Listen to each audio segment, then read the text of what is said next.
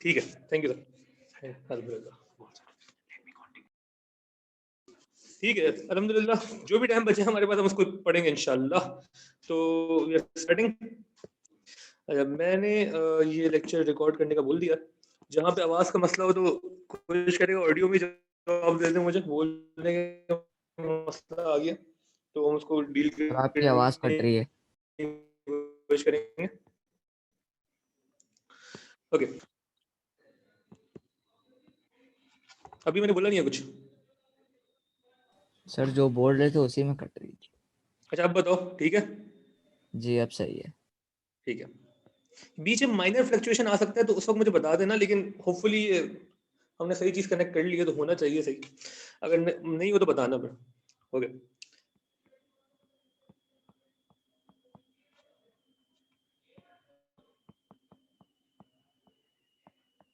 ठीक है। तो टॉपिक जो है हमारा आज का वो है balance of payments.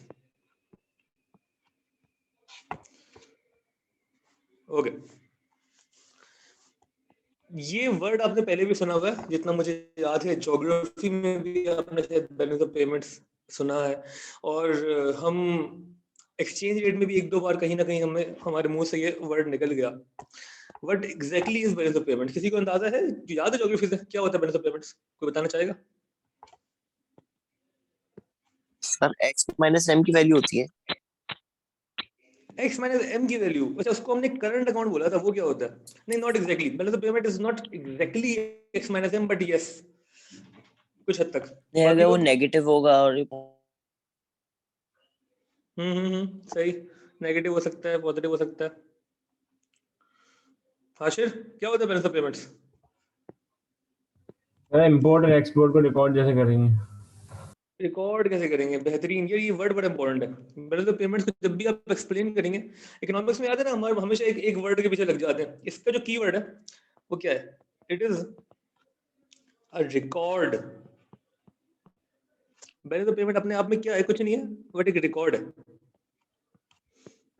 Record of word, record of all financial transactions. मतलब अपने आप में बैलेंस ऑफ पेमेंट क्या है? सिर्फ एक रिकॉर्ड है। और किस चीज का रिकॉर्ड है? It is the record of all financial transactions that one country does with the rest of the world. Rest of the world या with other countries, एक ही बात है। तो ये क्या है? It's a record. ये एक तरीके से रिकॉर्ड है, सारी ट्रांजेक्शन का रिकॉर्ड है ये। कौन सी ट्रांजेक्शन का? फाइनेंशियल ट्रांजेक्शंस का। बाय फाइनेंशियल वी मीन कि this must include some money, ये मॉनेटरी वैल्यू हो उसकी।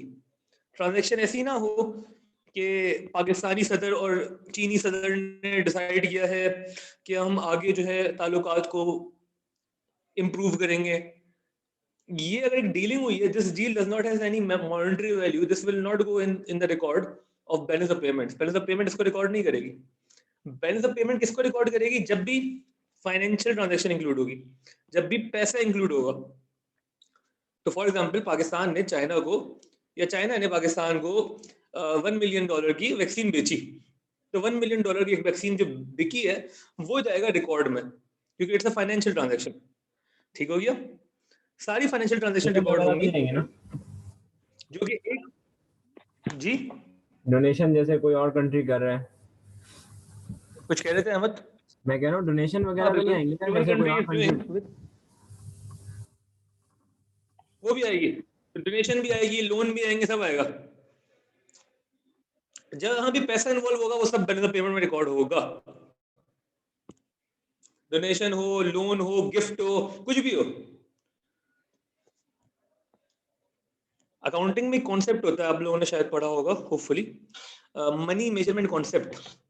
याद है ना मनी मेजरमेंट कॉन्सेप्ट? कोई बता सकते हैं क्या होता है? अकाउंटिंग आ गई जरा सी बीच में। इसको सुना है पहले आप लोगों ने? मनी मेजरमेंट कॉन्सेप्ट क्या होता है?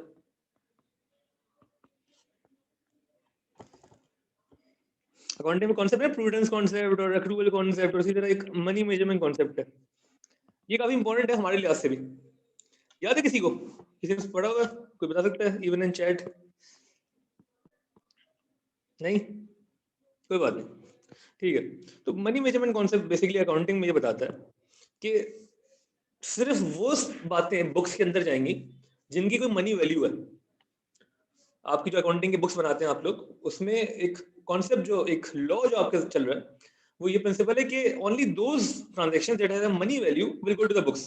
तो फॉर एग्जांपल अगर आप बोलें कि आपके जो वर्कर्स हैं उनकी मोटिवेशन बढ़ गई है, इसकी कोई मॉनेटरी वैल्यू नहीं है, this will not go into your books. बात समझ में आ रही है? हाँ, लेकिन अगर आप बोलें कि आपने नए वर्कर हायर कर लिए हैं जिसको नई वेजेस पे करनी पड़ेंगी, उसकी मॉनेटरी वैल्यू है वेजेस, वो रिकॉर्ड होगी। बाय द सेम टोकन सारी financial transactions will be recorded in the balance of payments. ठीक हो गया? चाहे वो किसी भी तरीके की हो, जहाँ पैसा इन्वॉल्व होगा बैलेंस ऑफ पेमेंट आ जाएगी। पाकिस्तानी जो है वो स्विस अकाउंट में पैसे रखवा रहे हैं, फाइनेंशियल ट्रांजैक्शन रिकॉर्ड होगी। ठीक है। यूके जो है उसने हमें गिफ्ट के तौर पे एक फॉर एग्जांपल एक स्टैचू भिजवाया जिसकी मॉनेटरी वैल्यू है, वो रिकॉर्ड होगी। ठीक हो गया? मॉनेटरी वैल्यू है, वो रिकॉर्ड होगी। Where one country does with the rest of the world. I hope कि इट इज वेरी क्लियर। बहुत ज्यादा इसको हमने डिस्कस कर लिया। ठीक हो गया? तो what is the balance of payments? It is a record and nothing else. ये सिर्फ एक रिकॉर्ड है। तो फॉर एग्जांपल अकाउंटिंग में जैसे आप टी अकाउंट्स बनाते हैं, यहाँ पे भी बैलेंस ऑफ पेमेंट्स का एक टी अकाउंट है। ठीक है? And it is recording everything. इसकी भी दो साइड्स हैं, debit side and credit side. Exactly चीजें डेबिट भी होंगी यहाँ पे, क्रेडिट भी होंगी। डेबिट क्या होगा, क्रेडिट क्या होगा, जरा देखते हैं। ठीक हो गया? तो लेट्स डिस्कस दिस फर्दर। जो आपकी बैलेंस ऑफ पेमेंट्स है, तो इसमें होता क्या है, whenever money flows, याद है कि हमने ये बात तो हमने डिस्कस कर ली थी एक्सचेंज रेट में भी। We are only interested in the flow of money. ठीक है ना? पैसा कहाँ जा रहा है, पैसा आ रहा है जा रहा है। whenever money flows in the country, whenever money flows in the country, balance of payments, BOP कहेंगे इसको हम, short form BOP, balance of payments is credited.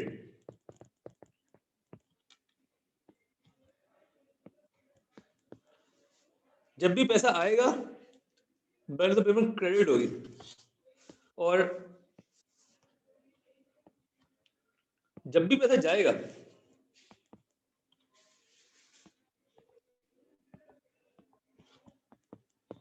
whenever money flows outside the country,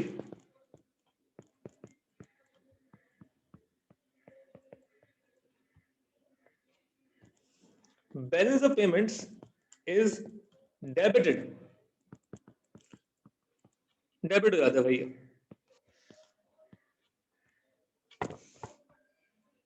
whenever money flows in the country, BOP is credited. whenever money flows outside the country, BOP is debited। इसको आप अपने revenue account या capital account की तरह देख लें। Revenue account देख लें, रेवेन्यू अकाउंट बढ़ता है तो क्रेडिट होता है ना, और कम होता है तो डेबिट। ठीक हो गया? पैसा आ रहा है क्रेडिट होगा, पैसा जा रहा है डेबिट होगा। एक्चुअल में ये होगा, क्रेडिट और डेबिट की वैल्यूज ही होंगी। आपको थोड़ा सा अकाउंटिंग यूज होगी, बहुत माइनर सी, बस एक 10 मिनट और होगी शायद, वो भी उससे भी कम शायद। कोई मसला है यहाँ तक, कोई कंफ्यूजन है पूछ लें। क्लियर है तो ओके लिख के भेजना। सुन रहे हैं, आवाज आ रही है, सब समझ में आ रहा है? ओके लिख के भेजना।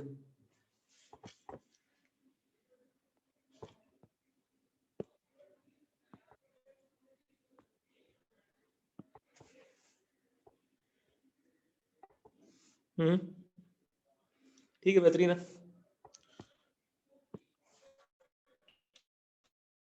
ओके, अच्छा, अब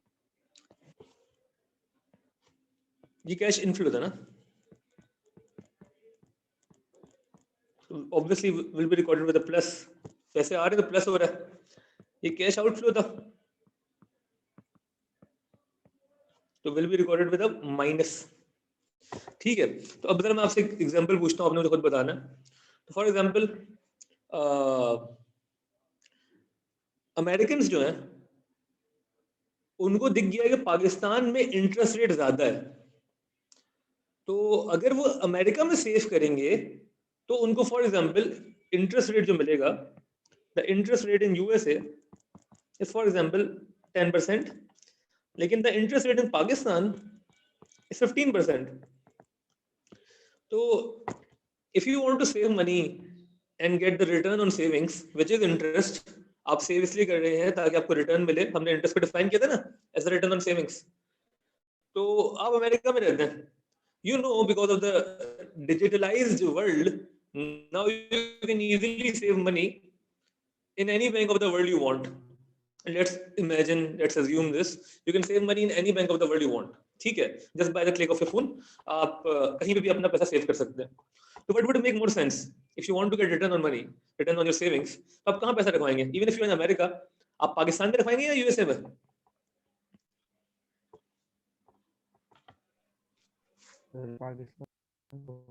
पाकिस्तान में क्यों? इंटरेस्ट रेट ज्यादा है। ज्यादा, exactly, to get better returns, ठीक है ना, टू गेट बेटर रिटर्न्स आप पाकिस्तान में पैसा रखवाएंगे। अब लेट्स अज्यूम कि पाकिस्तान में लोग पैसा रखवाना शुरू हो गए, क्योंकि the interest rate in Pakistan जब भी बढ़ेगा बाहर से पैसा आना शुरू हो जाएगा, पैसा आना शुरू होगा तो बैलेंस ऑफ पेमेंट डेबिट होगी या क्रेडिट होगी? क्रेडिट होगी ना? क्रेडिट होगी, बिल्कुल क्रेडिट होगी। ठीक है, पैसा आ रहा है, क्रेडिट करेंगे उसको, बिल्कुल ठीक है।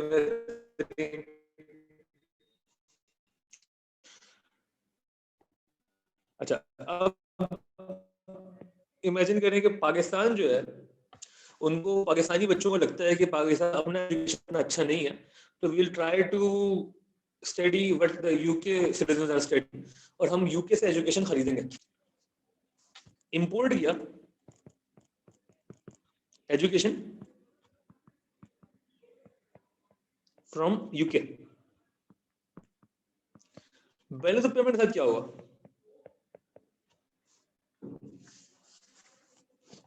What would happen to the balance of payments? वहां पे क्या होगा?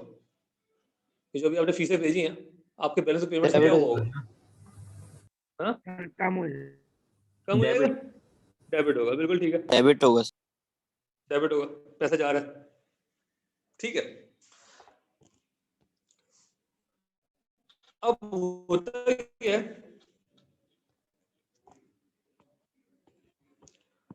टोटल कैश इनफ्लोस जो भी हुए पूरे साल के, ठीक है, इसको हम टोटल क्रेडिट्स भी बोल देते हैं। इसमें से जब आप माइनस करते हैं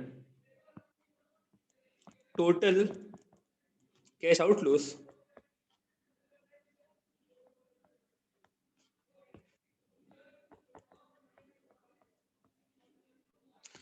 इसको हम टोटल डेबिट्स भी कह सकते हैं,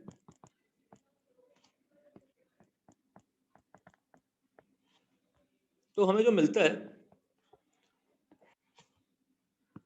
वो होता है द बैलेंस ऑफ पेमेंट्स।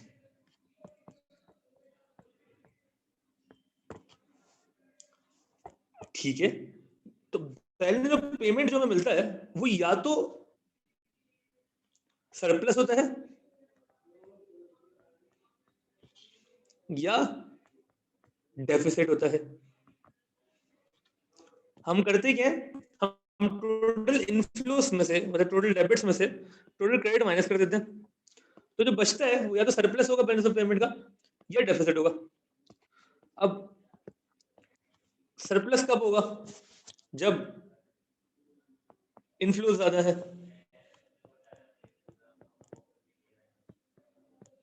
ज्यादा है आउटफ्लो से,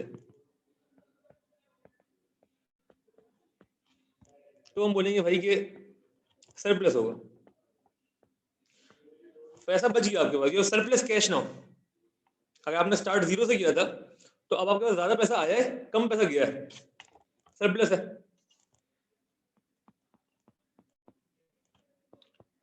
टोटल कैश आउटफ्लो अगर जाता है,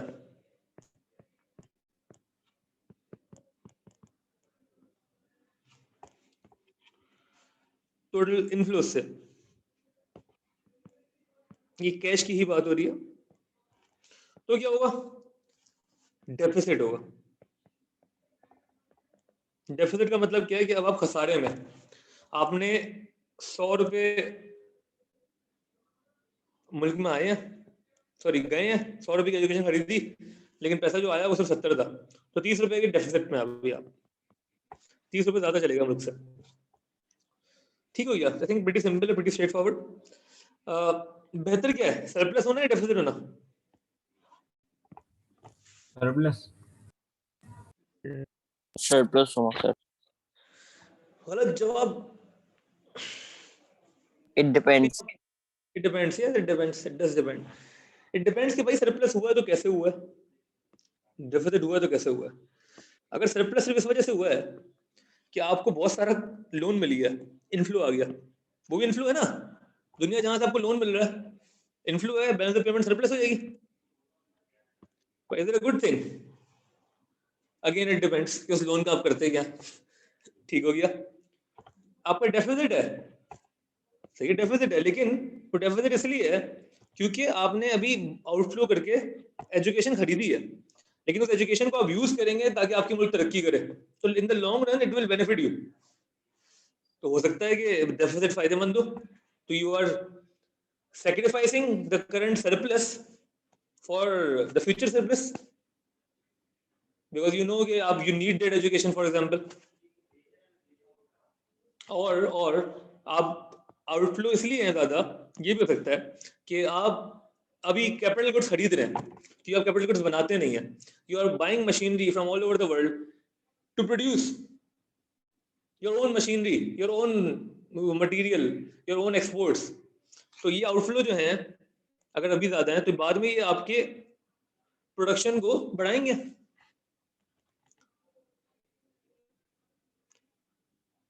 ठीक है ना?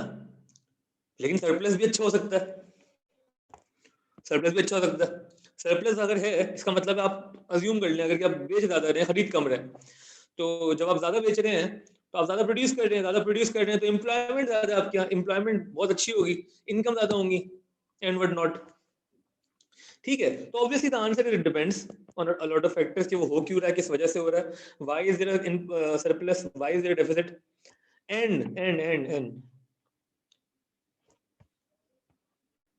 क्रेडिट हुआ क्या है और डेबिट हुआ क्या है, ये समझने के लिए आपको सिर्फ ये वैल्यू कुछ नहीं बताती, this value does not tell you much. जब भी हम थोड़ा और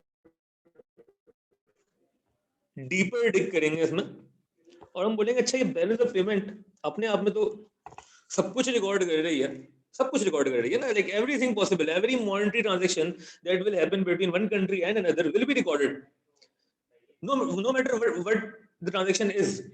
लोन आया वो भी रिकॉर्ड हो गया, डोनेशन मिली वो भी रिकॉर्ड हो गई, आपने जिम्बाब्वे के बच्चों के लिए खाना भेजा है वो भी रिकॉर्ड हो गया, आपने एजुकेशन खरीदी है वो भी रिकॉर्ड हो गया, एक्सपोर्ट किया वो भी रिकॉर्ड हो गया। सही है, वो सब रिकॉर्ड हो रहा है, जैसे हमारे अमाल रिकॉर्ड हो रहे हैं ना, उसी तरह पेमेंट भी रिकॉर्ड हो रही है। ठीक है? तो मसला ये है कि इतनी वैरायटी है ट्रांजैक्शंस में, इतनी वैरायटी है, तो वो एक वैल्यू हमें बहुत कुछ नहीं बताती। We need to dig up further ना, we need to dig further और we need to understand exactly हो क्या रहा है, सरप्लस है तो क्यों है, डेफिसिट है तो क्यों है। इसीलिए when we look closer तो we see कि यार balance of payment is further divided, the balance of payment is further divided into different accounts based on the category of the transaction, based on the category of the transaction the balance of payment is further divided। तो transaction की category क्या है वो हम देखते हैं। we have one current account here, we have a capital account and a fixed account। ठीक हो गया। और सबसे ज्यादा इंटरेस्टेड जो हम होते हैं वो इसमें होता है, इन द करंट अकाउंट। आपके सिलेबस में भी ये लिखा हुआ है, this is where the interest must lie. Why वो हम बताते हैं। यहाँ तक फॉलो कर रहे हैं, समझ में आ रही बात तो ओके लिख के भेजें, कोई मसला तो पूछ लें।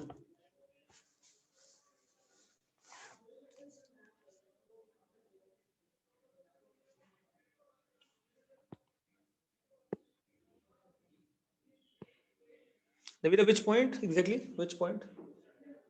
सॉरी मैंने अभी देखा इसको, फॉलो कर रहे हैं ठीक है। बाकी लोग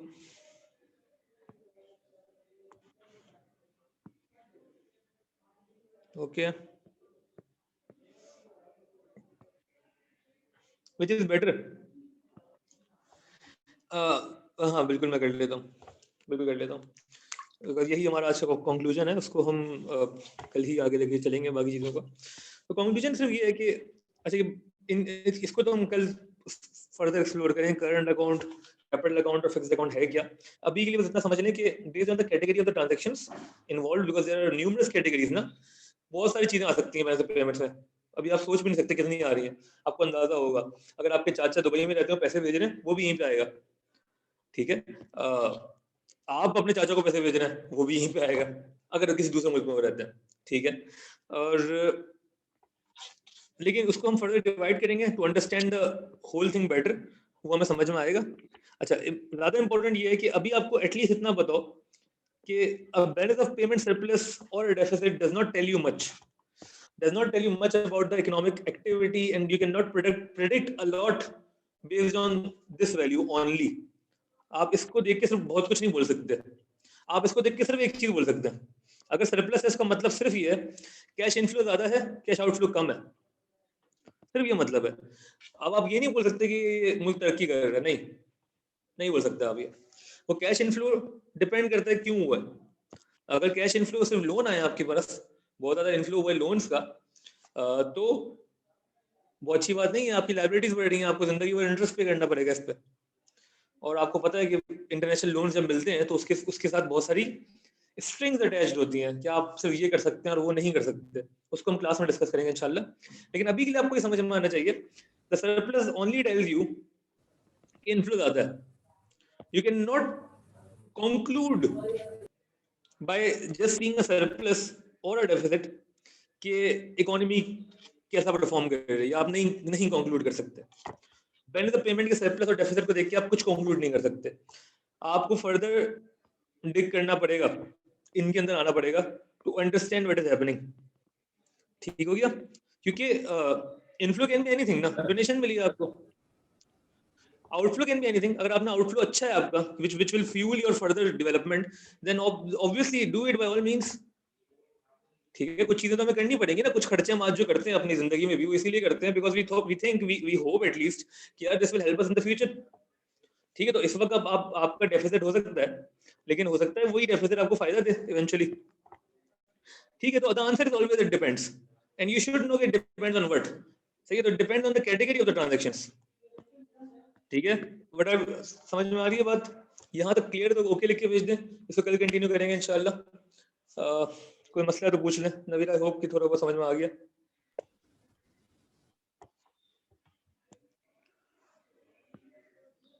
अली, सकीना, राफे, हाशिर, अरीब, ठीक है बेहतरीन है। ओके, कल स्टार्ट करते हैं इंशाल्लाह। अल्लाह हाफिज़।